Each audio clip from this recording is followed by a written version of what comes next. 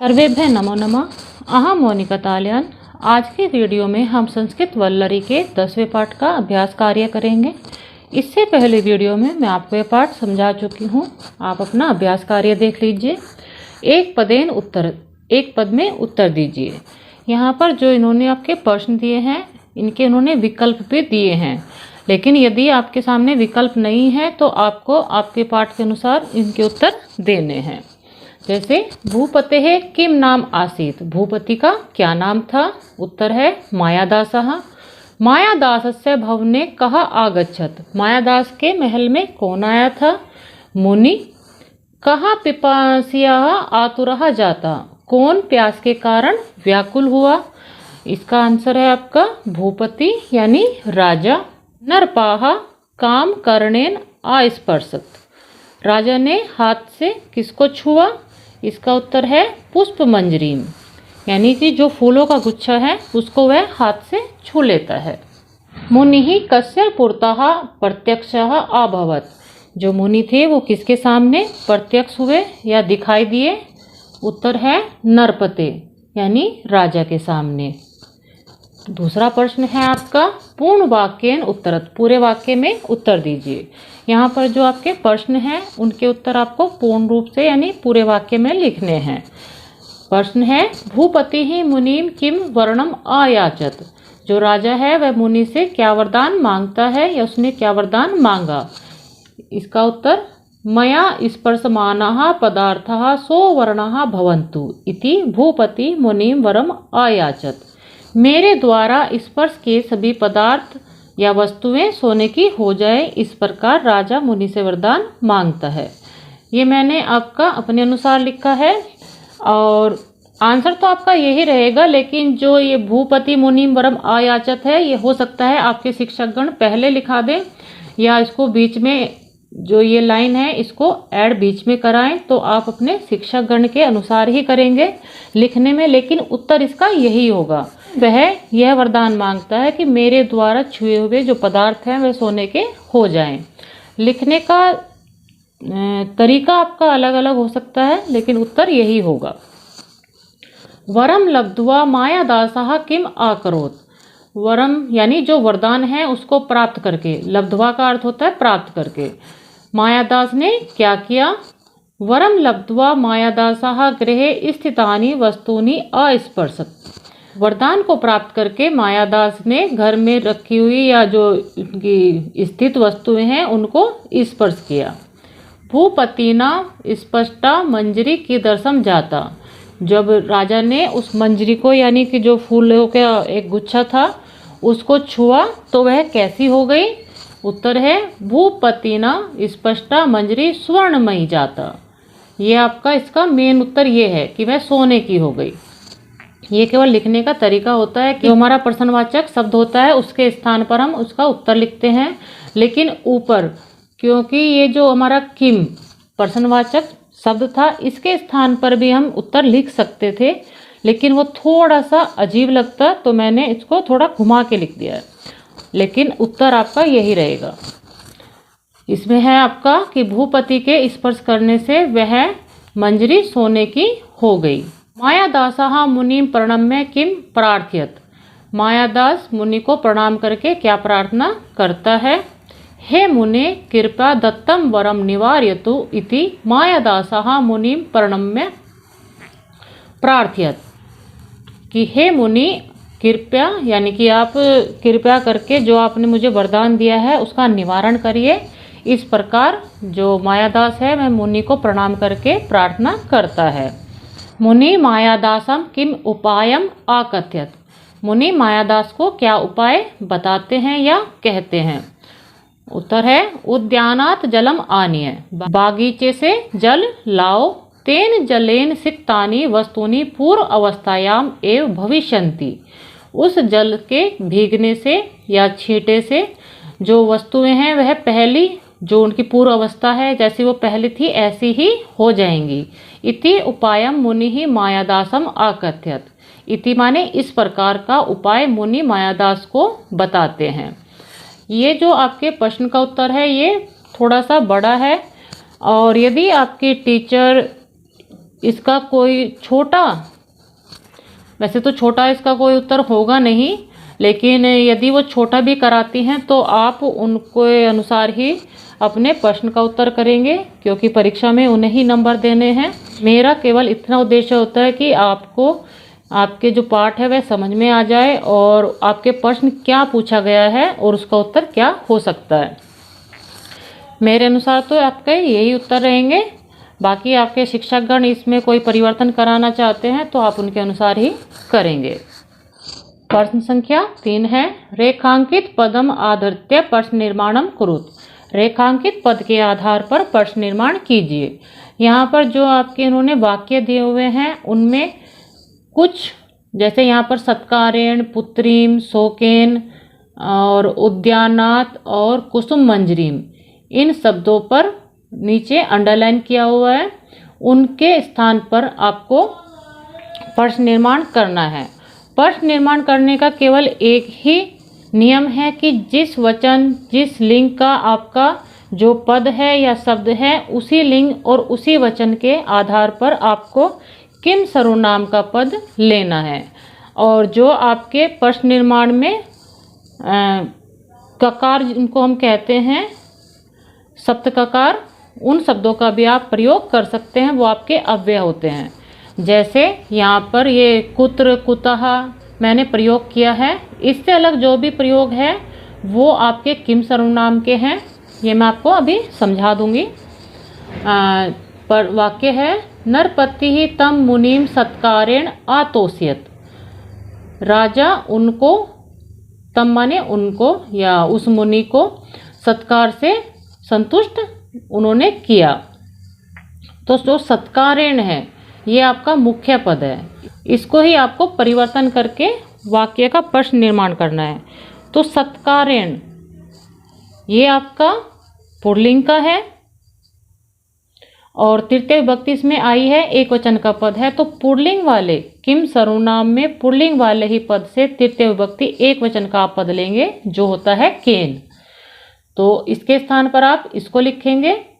मैंने इसको भी अंडरलाइन कर दिया है ताकि आप इसको अलग से पहचान पाए। राजा ने उनको किसके द्वारा संतुष्ट किया। मायादासः पुत्रीम अंके उपवेशति सम। मायादास पुत्री को गोद में बिठाते हैं।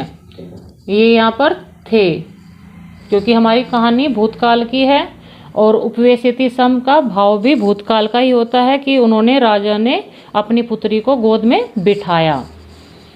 तो पुत्रीम आपका स्त्रीलिंग है, द्वितीय विभक्ति है, एक वचन है, तो उसके स्थान पर आप किम सर्वनाम का द्वितीय विभक्ति और एक वचन लेंगे जो बनता है काम।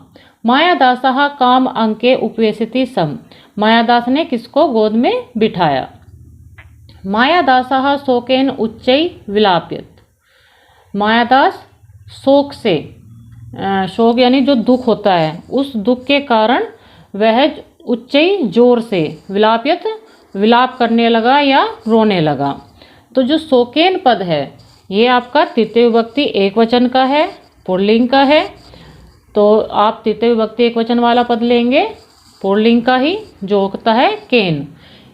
इस प्रकार के प्रश्नों को हल करने के लिए आपको आपके किम सर्वनाम स्त्रीलिंग, पुल्लिंग और नपुंसकलिंग तीनों ही लिंगों में याद होने चाहिए, तभी आप इनको आसानी से कर सकते हैं। तो शोकेन के स्थान पर केन लिख देंगे। मायादासः केन उच्चै विलाप्यत।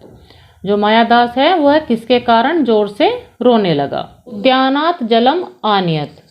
यहाँ पर उद्यानात आपका रेखांकित पद है, यह आपका नपुंसक लिंग का है, पंचमी विभक्ति एक वचन का पद है। तो आप नपुंसक लिंग के किम सर्वनाम से पंचमी विभक्ति एक वचन वाला पद ले सकते हैं जो है कस्मात।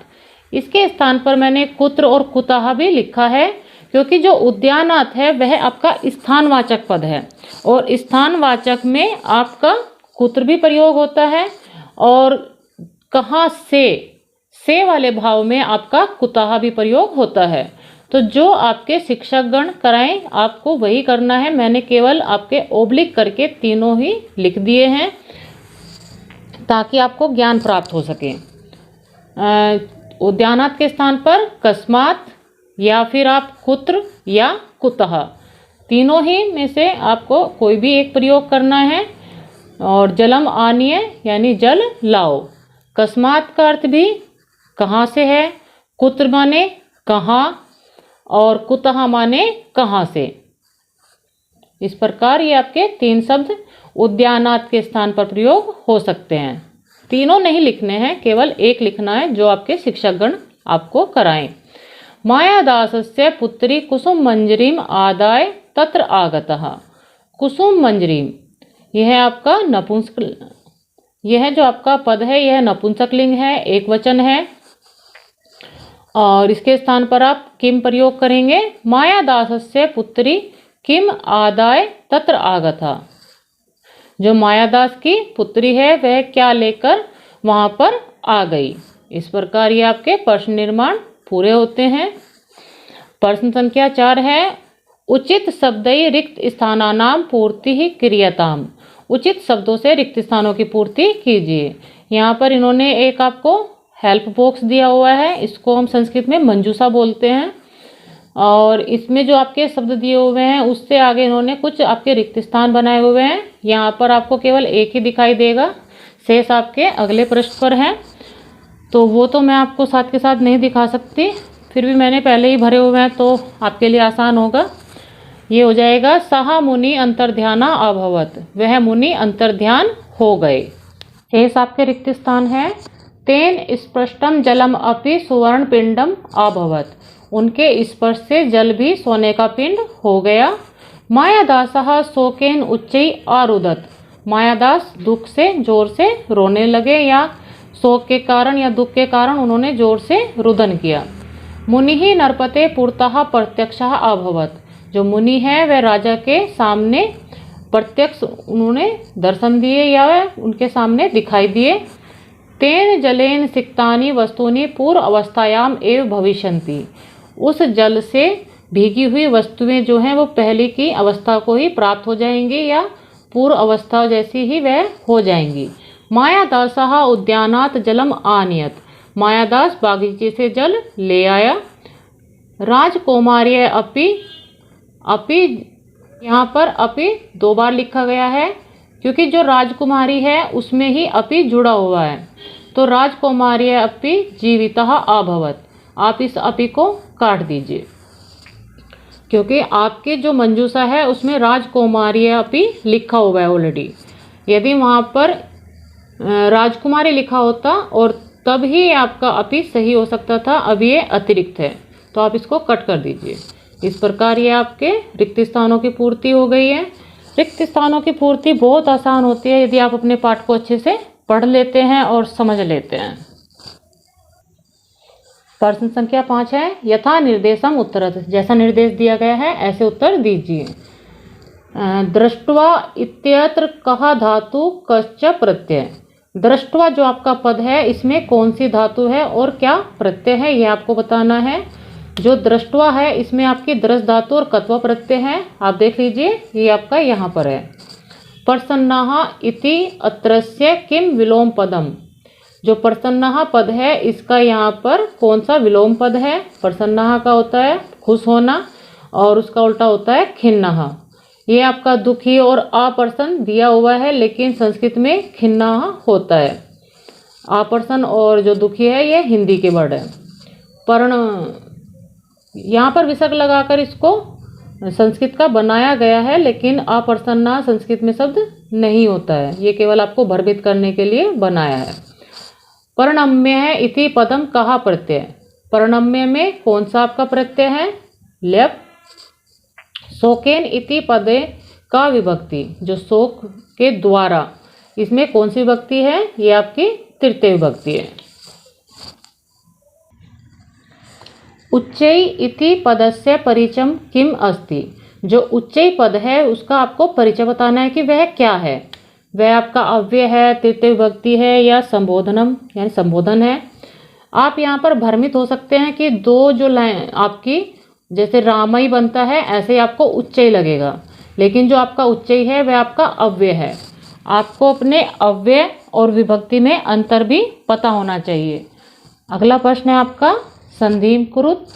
जो संधि है उसको आपको करना है। यहाँ पर विग्रहित आपके शब्द हैं, उनकी आपको संधि करके लिखना है। जैसे सत्कारेण आतोष्यत, तो संधि आपका होता है जो आपका अंतिम वर्ण होता है और बाद वाले पद का पहले वाला वर्ण, उन दोनों के बीच में संधि होती है। जैसे यहाँ पर आपका अणा आपको दिखाई दे रहा है, लेकिन जो अणा है इसके अंदर भी आपका आ छिपा हुआ है। आ स्वर इसको पूरा कर रहा है। व्यंजन कभी भी आपका पूर्ण नहीं होते हैं, वो हलंत्य होते हैं। उनमें कोई ना कोई स्वर मिलके ही वह पूर्ण रूप से हमें दिखाई देते हैं। जो आपका आ होता है उसकी कोई भी मात्रा नहीं होती है। अ से अतिरिक्त जितने भी आपके स्वर होते हैं सभी अपनी मात्रा के रूप में दिखाई देते हैं व्यंजन से जुड़ने के बाद। तो यहाँ पर आ है और इधर भी आ है, आ और आ मिलकर दीर्घ आ हो जाता है। तो यहाँ पर मैंने किया है, लिखने में ये आपका सत्कारणातोष्यत हो जाएगा, लेकिन बहुत सारे स्थान पर या कुछ नियम आपके कहते हैं कि कुछ पदों की संधि नहीं होती है। तो आपने अपने पाठ में भी देखा कि सत्कारेण आतोष्यत अलग अलग ही लिखा हुआ है। तो मैंने आपका संधि युक्त पद भी बनाया हुआ है और अलग करके भी इसको एज इट इज लिखा हुआ है। ये जो आपका पद है इसमें मैं थोड़ा भ्रमित थी, तो उसके अनुसार मैंने आपका स्वरित अस्तु यदि हम इसको मानते हैं, वैसे तो मुझे यहाँ पर थोड़ा सा हल्का सा डंडा दिखाई दे रहा है, लेकिन मैं उसमें थोड़ा सा डाउट में रही तो दोनों का ही मैंने वो बना दिया है। स्वरित अस्तु यदि हम इसको मानते हैं तो इसमें आ छिप गया है और यहाँ पर भी आपका है आ मिलकर आ हो जाएगा दीर्घ आ, तो स्वरितास्तु हो जाएगा। और यदि हम इसको स्वस्ति, जैसे मैंने यहाँ पर बाद में लिखा है, स्वस्ति अस्तु मानते हैं तो ई और आ के मेल से फिर या बन जाएगा। और जिस पर आपकी ई की मात्रा है वह, क्योंकि जो व्यंजन होते हैं वह आधे ही होते हैं और इससे ई अलग हो जाएगा तो ता आपका हलंत्य हो जाएगा। तो फिर आपका पद बनेगा अभिइष्टम, छोटी ई और छोटी ई मिलकर फिर बड़ी ई बन जाता है, जो हो जाएगा अभिष्टम।